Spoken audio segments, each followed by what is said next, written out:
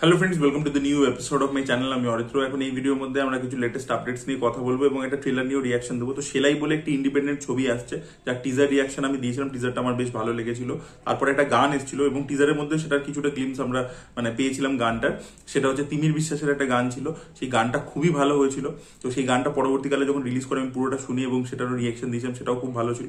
Finally তাদের trailer চলে এসছে, ইন্ডিপেন্ডেন্ট প্রোডাকশন।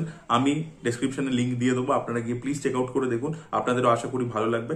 আমার ট্রেলারের মধ্যে কি কি জিনিস অ্যাট্রাকটিভ লেগেছে, প্রথম হচ্ছে ভিজুয়ালস খুব ভালো।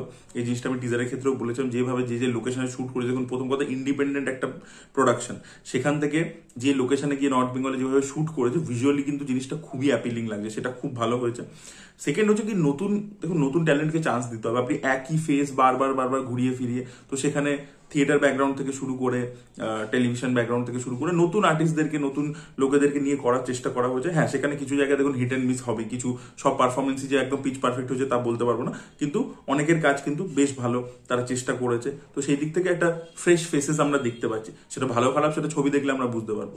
আর রনিদার এখানে ইনফ্যাচুয়েশন নিয়ে একটা খুব সুন্দর ডায়লগ রয়েছে, সংলাপ রয়েছে ট্রেলারের মধ্যে, যেটা কিন্তু বেশ ইম্প্যাক্টফুল। আপনার ট্রেলারটা যখন দেখবেন আমি বুঝতে পারবেন কোনটার কথা বলছি। ওটা আমার খুব সুন্দর লেগেছে। বেসিক্যালি বন্ধুত্বের গল্প, এই যে আজকালকার দিনে রিলেশনশিপে যে কমপ্লিকেশন, এই যে রিলেশনশিপ তো এখন অন্যরকম হয়ে গেছে, সিচুয়েশনশিপ হ্যান ত্যান বেঞ্চিং ইত্যাদি।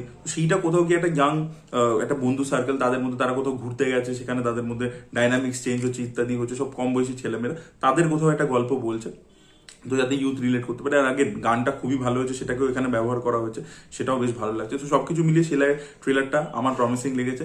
আমি লিঙ্ক দিয়ে দেবো ডিসক্রিপশনে, আপনারা গিয়ে অবশ্যই ট্রেলারটা চেক আউট করে দেখুন, আশা করি আপনাদের ভালো লাগবে। এর পরবর্তীতে আমরা আপডেটসগুলো নিয়ে কথা বলবো। সব থেকে প্রথম আপডেটটা হচ্ছে রণবীর সিংকে কেন্দ্র করে। তো অমিত রবীন্দ্রনাথ শর্মা, যিনি मैदान ছবিটা বানিয়েছেন, তার সাথে রণবীর সিং এর কথাবার্তা চলছে একটা ছবি নিয়ে। এটা টাইম ট্রাভেল বেসড ছবি, তারা একসাথে করতে পারে। ম্যাডক ফিল্মসের আন্ডারে রণবীর সিংকে গল্প শুনিয়েছে, তার ভালো লেগেছে, বাট এখনো ছবিটা সাইন হয়ে যায়নি। তারা স্ক্রিন প্লে ইত্যাদি ডেভেলপ করছে।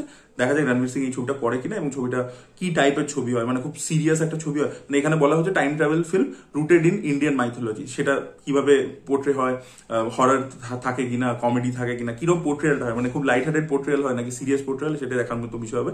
আশা করবো যে একটা সিরিয়াস ফিল্মই বানাবে অমিত শর্মা। তিনি ডিরেক্টর হিসেবে খুব ভালো, বাধাইও ভালো ছবি ছিল। मैदान পারফর্ম করতে পারেনি, কিন্তু ছবি হিসেবে বেশ ভালো ছিল। এর পরবর্তীতে আমরা কথা বলেছি ওয়ার 2 নিয়ে।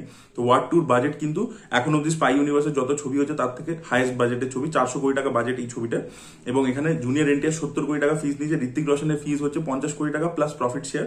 50 কোটি টাকা সে পেয়েছে, আর প্রফিট যদি হয় তাহলে সে প্রফিট শেয়ার পাবে। এটা হচ্ছে এদের দুজনের ফিস। কিয়ারা আডবানির ফিস হচ্ছে 15 কোটি টাকা। অনিল কাপুর, যাকে এখন আমরা দেখতে পাইনি, সেই ক্যারেক্টারটা প্লে করবার জন্য সে ফিস নিয়েছে 10 কোটি টাকা, এবং অয়ন মুখার্জির ফিস হচ্ছে 30 কোটি টাকা। ইয়েস, অয়ন মুখার্জি 30 কোটি টাকা এস ডিরেক্টর ডিজার্ভ করে কিনা আমার যথেষ্ট ডাউট লাগছে। জানি না কেন এটা তাকে দেওয়া হয়েছে। আর ছবির প্রোডাকশন কস্ট, মেকিং কস্ট হচ্ছে 220 কোটি টাকা। বাকিটা কিন্তু স্যালারিতে গেছে আর কি, মেগাসদের স্যালারি সবাইকার যাদের রয়েছে সেগুলো সব মিলিয়ে 400 কোটি টাকা হয়েছে। এটা কিন্তু প্রিন্ট অ্যান্ড পাবলিসিটি বাদ দিয়ে, মার্কেটিং কস্ট আলাদা রয়েছে, যেটা আরো বেশি শুট আপ করে যাবে। তো দেখা যাক ওয়ার 2 কিরকম বক্স অফিসে রেসপন্স করে, এই বাজেটটা রিকভার করতে পারে কিনা। ভিডিও পরবর্তী আপডেট হচ্ছে এস রাজামৌলিকে কেন্দ্র করে। তো তার যে আপকামিং ছবি মহেশ বাবুর সাথে যেটা বানাচ্ছেন SSMB 29, তো সেই ছবিটার আপডেট লোকে আশা করেছিল যে 9th অগস্ট মহেশ বাবুর জন্মদিন উপলক্ষে আসবে, কিন্তু এখন শোনা যাচ্ছে 9th অগস্ট কোনো রকম আপডেট আসবে না। SSMB 29 ছবিটাকে পুরোপুরি আন্ডার র্যাপ রাজামৌলি রাখতে চাইছেন। তিনি কোনো রকম লুক ইত্যাদি কিছুই এখন গিভঅ্যাওয়ে করতে চাইছেন না, তাই জন্য তিনি কিন্তু কিছুই গ্লিমস ইত্যাদি কিছুই ফ্যান্সদের জন্য নিয়ে আসবেন না। ভিডিও পরবর্তী আপডেট হচ্ছে খোসলাগা ঘোষলা সিকুয়েলকে কেন্দ্র করে। তো খোসলাগা ঘোষলা পার্ট 2 হচ্ছে, এবং এখানে লিড চরিত্রে আমরা হুমা কুরেশিকে দেখতে পেতে চলেছি। এবছর নভেম্বর মাস থেকে ছবি শুটিং শুরু হয়ে যাবে। এর পরবর্তী আপডেট হচ্ছে টাইগার শ্রফের আপকামিং ছবি লাগ জাগালে বলে ছবিটাকে নিয়ে, ধর্মা প্রোডাকশনের ছবি। জাহ্নবী কাপুর ছবিটাতে হিরোইন হিসেবে থাকতে চলেছে। রাজ মেহতা, যিনি এর আগে গুড নিউজের মতো ছবি বানিয়েছেন, তিনি এই ছবিটা ডিরেক্ট করতে চলেছেন। এটা একটা অ্যাকশন রিভেঞ্জ ফিল্ম হতে চলেছে। এবছর শেষ ভাগ থেকে শুটিং শুরু হয়ে যাবে, এবং পরের বছর 2026-এ ছবিটা মুক্তি পাবে। দেখা যাক এই ছবিটা কিরকম হয়। টাইগার শ্রফ আগে ধর্মার সাথে একটা ছবি করেছিল, স্টুডেন্ট অফ দ্য ইয়ার 2, আর একটা ছবি করবার কথা ছিল, সেটা একটা প্রোমো শুটও হয়েছিল, অ্যানাউন্সমেন্ট প্রোমো, পরবর্তীকালে শেলফ হয়ে যায়। দেখা যাক এই ছবিটা দিয়ে টাইগার শ্রফ বড় সড়ো হিট দিতে পারে কিনা, তার আগে বাগি 4 এর মাধ্যমে সে কাম ব্যাক করতে পারে কিনা, বিকজ টাইগার শ্রফের বক্স অফিস কিন্তু খুব একটা ভালো চলছে না। ভিডিও পরবর্তী আপডেটটা হচ্ছে থামা বলে ছবিটাকে কেন্দ্র করে, যার টিজার খুব শীঘ্রই আসতে চলেছে, ওয়ার 2 এর সাথে অ্যাটাচ থাকবে শোনা যাচ্ছে।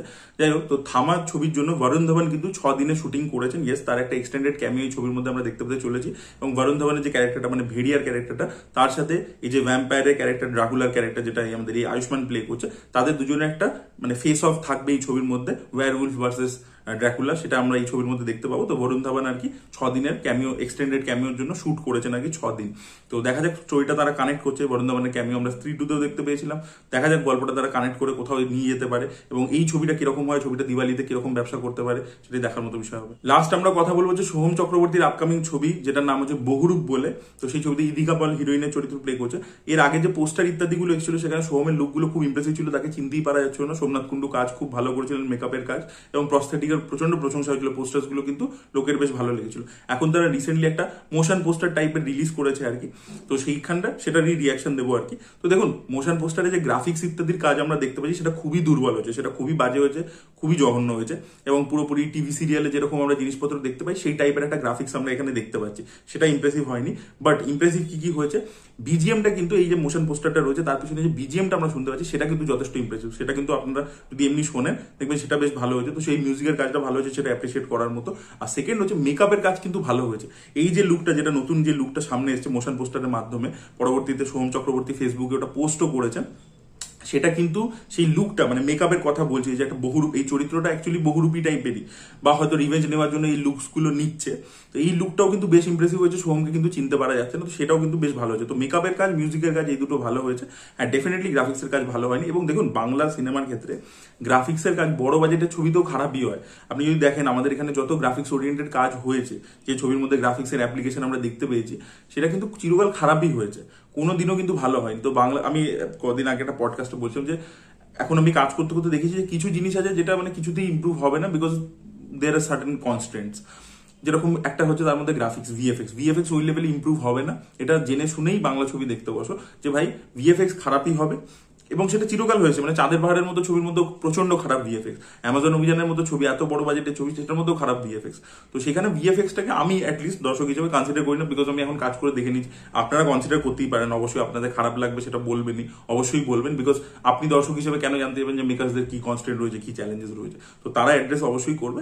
বাট আমি যখন দেখি, আমি একটা বাংলা ছবির মধ্যে গ্রাফিক্সের যে খামতি ইত্যাদি কিছু থাকলে, যেটা ম্যাক্সিমাম ছবিতেই থাকে, ইভেন আমি নিজে যে ছবি লিখেছি তার মধ্যে আমরা গ্রাফিক্সের খামতি দেখতে পেয়েছি, সেটা পরিষ্কার আমরা জানি।